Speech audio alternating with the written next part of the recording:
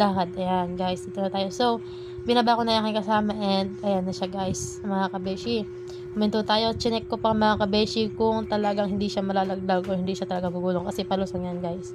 Palusong siya mga kabeshi yung ating pinagparadahan. So, ayan nga guys, mga kabeshi, papasok na tayo sa ating charan. Ayan nga kabeshi, yung ating bibilihin. So, cake yan ng ating mahal na anak. So, mga kabeshi, hindi ko tanggap na wala na siya. Kaya mga kabeshi, bibilihin natin siya ng cake. So, dyan nga mga kabeshi, nagtanong tayo kung magkano ang mga prices ng kanilang mga cake. So,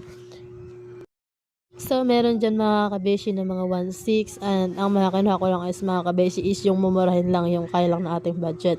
So, ang pinili natin dyan is yung nakakulay, yung kulay pink yung kulay white dun sa dulo. So, yun ang pinili natin mga kabeshi. And, hintayin lang natin mga kabeshi na mayari yung kanyang customer and tatanong natin kung magkano yung kanilang talagang mga prices. So, ayan mga kabeshi, tanong lang tayo dyan sa kanila kung magkano ba siya beshi.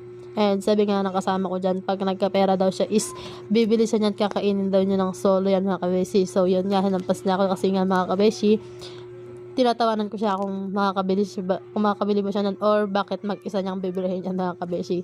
Kakainin daw niya yan mga kabeshi mag-isa. So yun daw ang gusto niya and syempre, hindi ko naman bet yun. So, gusto natin is yung malaki na and masusulatan siya ng pangalan sa gitna. So, ayan nga mga kabeshi.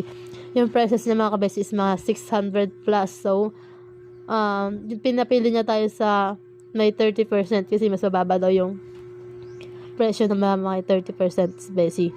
And so, pinili ko na ngayon nasa dulo kahit wala siyang 30% at least maganda and masusulatan siya ng pangalan sa gitna mga kabeshi. And ayan nga, hintayin lang natin mga kabeshi na mapili yung makuha yung ating pinili. So may customer kasi siya, kaya ayan, sinabi sa atin ng ating tindera na isusulat sa loob ng cake yung nasa pangalan ng cake na daw mga kabeshi. And sabi nga ng kasama ko, baka daw hindi maintindihan yung ating sinulat. So sabi ko talagang hindi maintindihan kasi sulat doktor ba tayo mga kabeshi. So pinagsulat ko siya dyan beshi at sabi ko sa kanya isulat niya na lang yung sinulat ko and mas maganda naman yung kanyang sulat. So hindi ko nga na-videohan beshi, hindi pala nakaklik yung pag-video ko sa kanya na pinaltan niya yung ating sulat. So yun, pinagbayad ko na lang siya dyan mga kabeshi and uuwi na kami. Ingat mga kabeshi.